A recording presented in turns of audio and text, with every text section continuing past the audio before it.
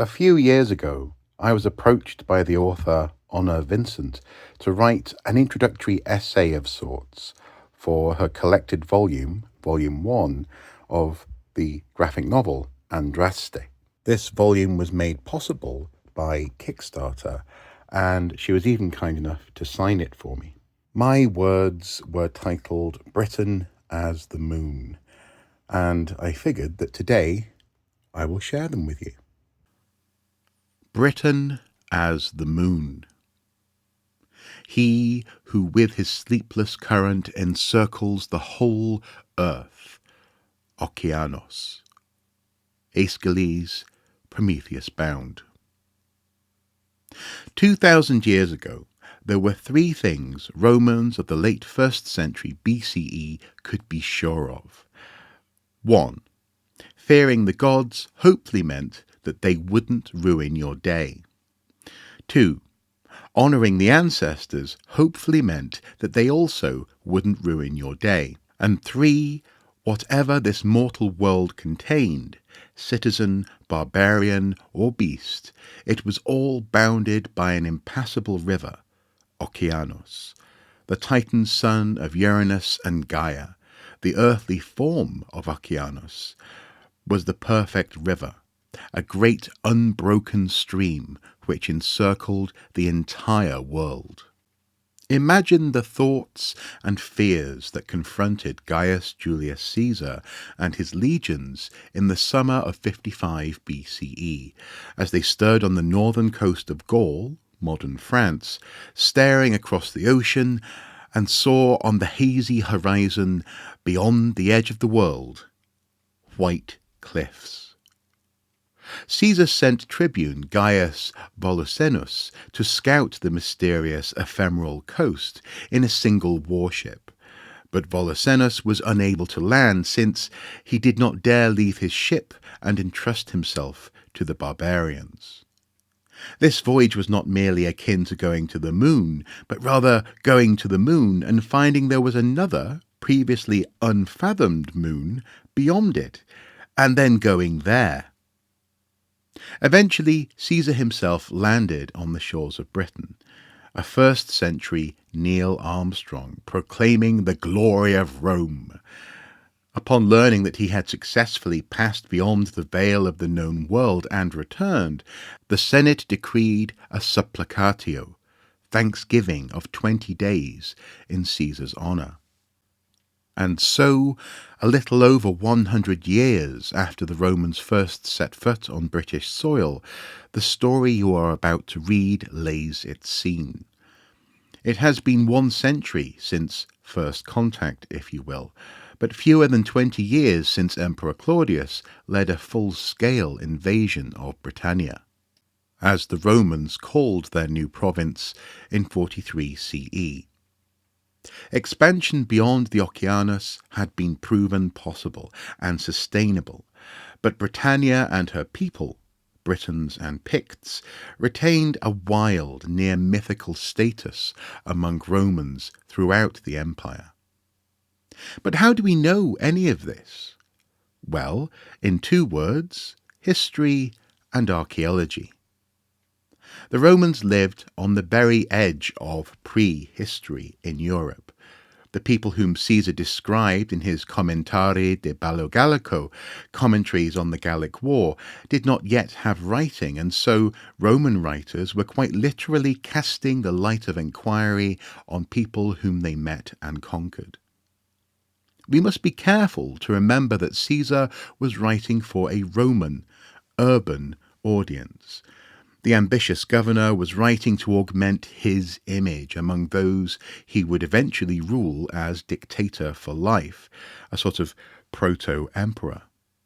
What's more, the discipline of history in the classical world was often little more than a gossip column, collecting weird and wonderful stories about people whom sailors had heard talk of on their travels.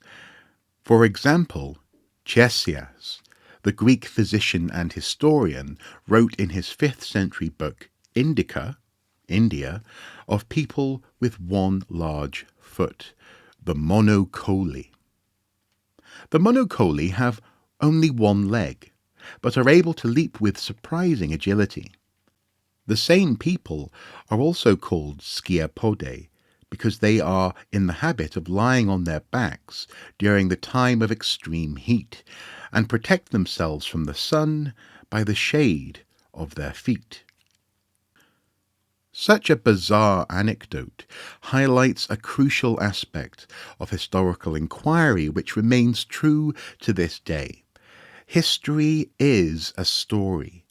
History is always only ever the best or most acceptable story we tell ourselves in order to understand who we are, where we came from, and what our place is in the world. It often serves the needs and purpose of the storyteller, and it is always biased. History can, however, be tempered by archaeology. This is particularly true as we cross the threshold into prehistory, the time before writing. Archaeology is essentially the study of rubbish.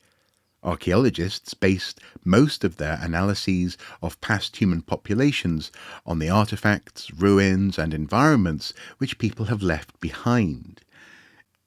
It is the stuff of history, boots on the ground, confirmation and augmentation of historical narratives. We are always interested in, quite literally, digging up what's new about the past. And incidentally, that is why I love being an archaeologist. However, we can whittle the branch of historical research and fletch that arrow with archaeology as much as we want, but it is imagination that takes the arrow to the target. The only way we fully bring stories of the past to life is by imagining the implications of our research and filling in the blanks with colour, sound, music, and the smells that archaeological evidence and the historical record can only hint at. Far from restricting or constraining stories of the past, the evidence we gather is the framework, typeset, and colour palette with which we, you, get to play. The boundaries merely set the stage, keeping the sand within the sandbox. Speculation, decoration, and characterization of the past and the people in that foreign land can not only be tremendously satisfying and endlessly creative, it is actively encouraged. Ultimately, modern is a moment in time. Caesar, Boudicca, Pliny, Tacitus, Cleopatra, Genghis Khan, Montezuma, Henry VIII, Queen Victoria, Abraham Lincoln, and you all live in the moment and for the people you know and love. We are all human beings living a rich and complex life which only appears to be destined in hindsight and which rarely is performed for any far-flung observer in the future.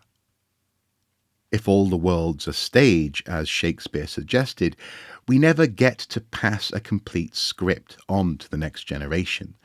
Rarely is a comprehensive account of who we are even desired by people who are trying to understand who they themselves are. Themes, achievements, shadows, and ideas are passed from generation to generation, and the story of us, our human story, is reformed and re-understood with each fresh retelling. 15th of January, 2021.